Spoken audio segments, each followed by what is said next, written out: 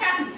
हे सगळं एक ना वानर सगळं बघत होता आणि त्याला हसायला आल्यावर त्यांनी सगळ्या आपल्या मित्रांना बोलावलं, सगळ्या मित्रांना बोलावलं आणि म्हणाला बघा काय करते आणि केवढी मोठी कामं करते, ही पुढे वाळू आणून टाकते, शेतीला फुलावर आणून टाकते, असं केलं।